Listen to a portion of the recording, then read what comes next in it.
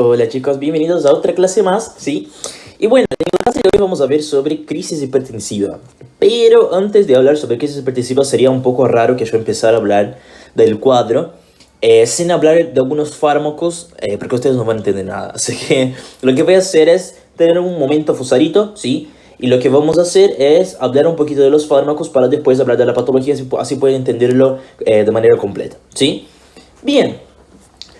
Piensen conmigo, si tenés un paciente que tiene una hipertensión, si una crisis hipertensiva, o sea, tiene un pico de hipertensión, ¿qué es lo que vas a hacer? ¿Qué es lo que podés hacer farmacológicamente, sí?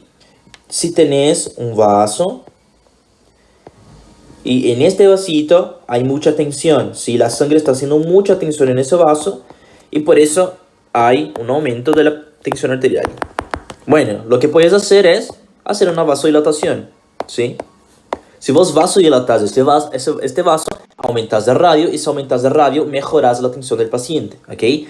Bien, y eso es exactamente lo que nosotros vamos a usar para las crisis hipertensivas, no solamente para las crisis hipertensivas, también para otras patologías como insuficiencia cardíaca, disección aórtica, etc. Pero para esto es nada más quiero que entiendan el por qué van a usar el fármaco, no necesariamente memorícenlo, ¿sí? Bien.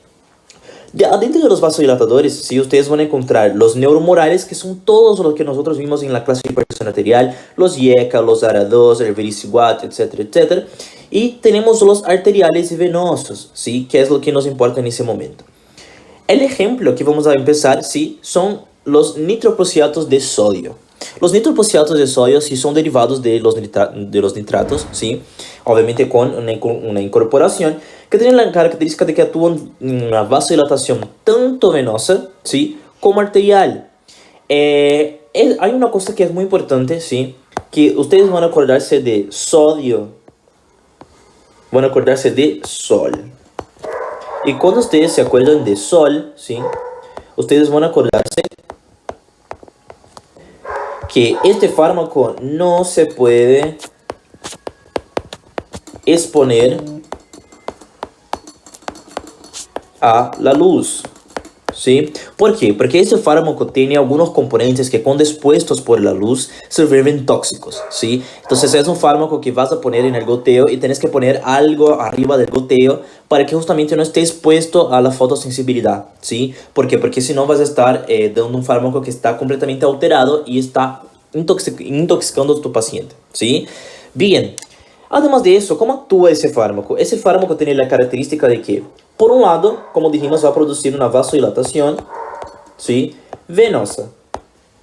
Cuando aumenta la vasodilatación venosa, lo que hace es justamente promover alterar todo lo que sería el retorno venoso, ¿sí? Y cuando altera el retorno venoso, va a hacerlo disminuyendo, ¿sí? ¿Por qué? Porque si yo vasodilato las venas, aumento el estancamiento, digamos, de la sangre a nivel de las venas. No vuelve tanta sangre hacia el corazón. Esto disminuye el retorno venoso. Si yo disminuyo el retorno venoso, disminuye el volumen minuto. Si disminuye el volumen minuto, disminuye el gasto cardíaco.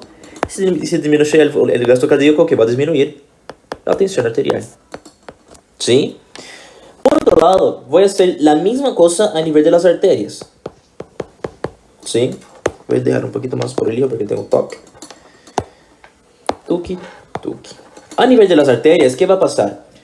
Vas a hacer exactamente la misma cosa. Si vas a dilatar la arteria, eso va a hacer con que el radio disminuya. Si disminuís el radio, disminuís la resistencia periférica, ¿sí? Y haciendo eso, disminuís la tensión arterial, ¿sí? Momento betina. Bien, entonces más o menos saben cómo funciona este fármaco. Pero una cosa que voy a poner en rojo, que es muy importante, además de eso del sol, ¿sí?, es que produce robo coronario, ¿sí? ¿Qué significa eso? Significa que va a producir una vasodilatación coronaria y eso va a hacer con que las coronarias no tengan el mismo flujo necesario y normal para poder hacer la nutrición del miocardio, ¿sí? ¿Por qué te estoy diciendo eso? Eso significa que no vas a usarlo en IAM, ¿sí? Porque en IAM Por un lado vas a estar causando lo que sería la vasodilatación venosa arterial, sí, pero por otro lado vas a estar causando un robo coronario, o sea, vas a estar sacando sangre de un corazón que ya no tiene sangre, ¿entendés? Vas a empeorar todo el cuadro. Entonces no usas nitroprusiato de sodio en unión, ¿ok? Jamás. Bien. Además de eso, otro efecto adverso es hipotensión. Eso es para cualquier uno de los arteriales venosos que causan vasodilatación. Si ustedes no saben, quieren chamuchar, pongan hipotensión para cualquier uno que veamos acá. ¿Sí? Bien.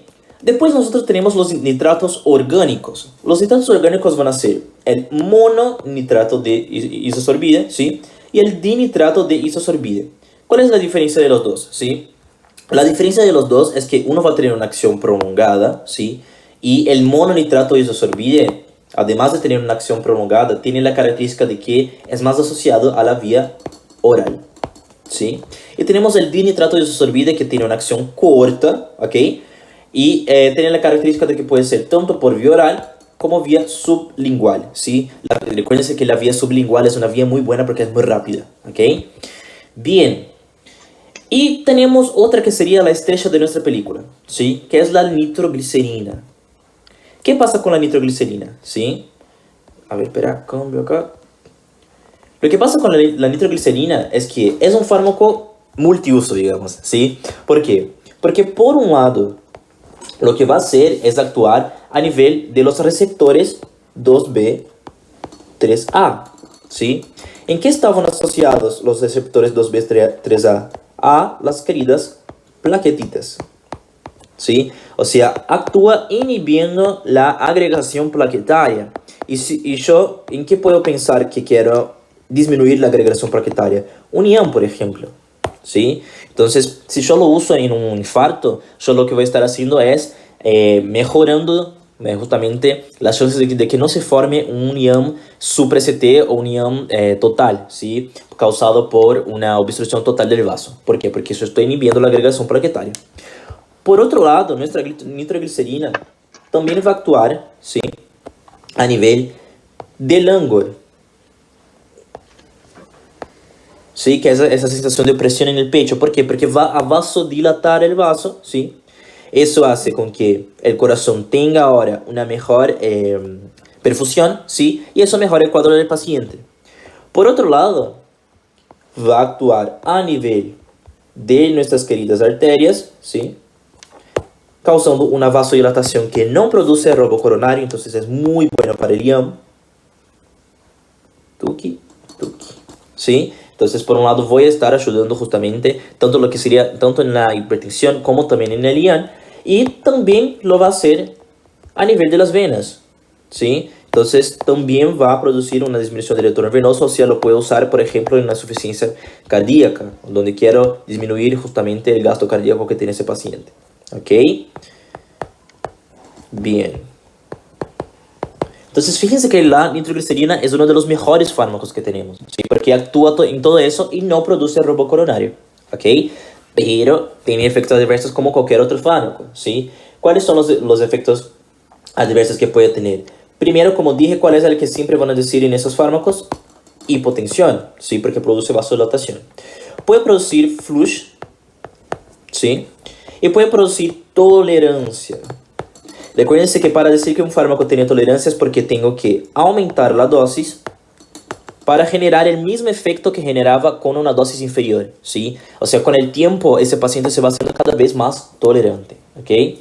Además de eso, el paciente puede tener la hipotensión ortostática, ¿sí? Tuki, tuki.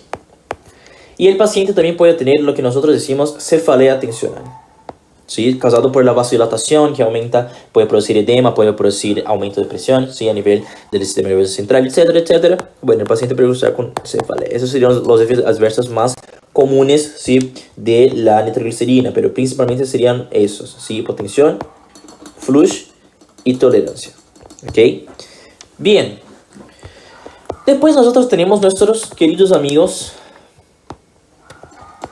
beta bloqueantes, ¿sí?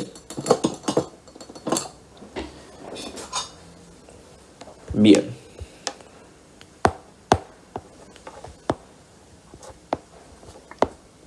¿Qué pasa con los beta bloqueantes? ¿Sí? Los beta bloqueantes, como dicen el nombre, lo que van a hacer es bloquear los receptores beta, ¿sí?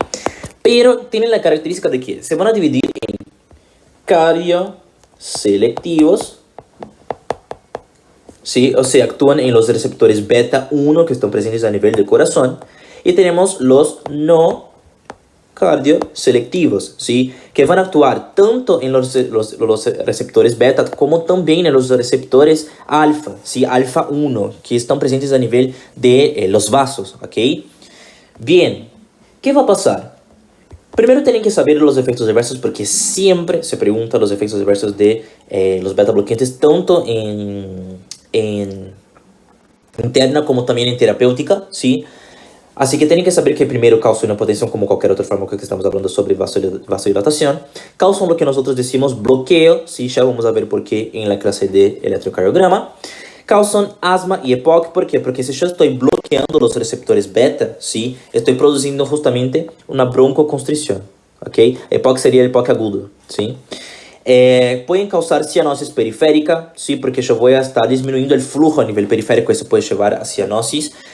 Y pacientes que tienen grado 4 de la insuficiencia cardíaca van a tener un cuadro inestable si usamos de manera exagerada, ¿ok? Esos serían los principales efectos adversos. Y además de eso, los pacientes que tienen disnea grado 4 también van a tener afecciones, ¿sí? Bien, esos serían los efectos adversos de los beta bloqueantes. Ahora, ¿cuáles van a ser? Sí, que esa es la pregunta de millón, que te va a hacer Fusaro, te va a ser Rey, sí, tienen que saber algunos ejemplos de cada uno. Los cardioselectivos, nosotros vamos a tener la mnemotécnica AMBB. BB, ¿sí? ¿Qué va a pasar acá? Va a ser el atenolol, misoprostol, etambutol, nebivolol,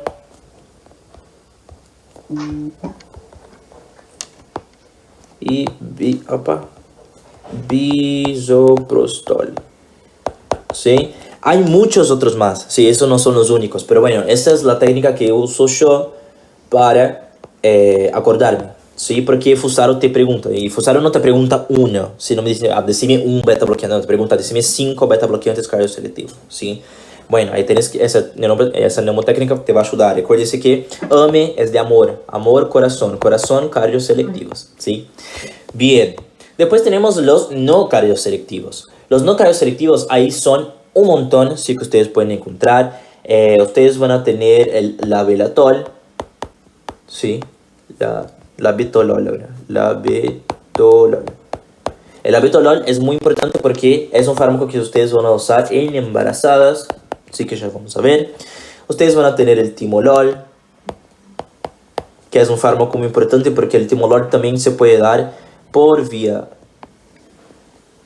tópica, ¿sí? A nivel de gotas. Esta es pregunta de Fusarito. Y hay muchos otros. Hay carvedilol. El carvedilol es un fármaco que actúa de manera mixta, ¿sí? No es ni cardioselectivo ni no cardioselectivo. Actúa en ambos sistemas.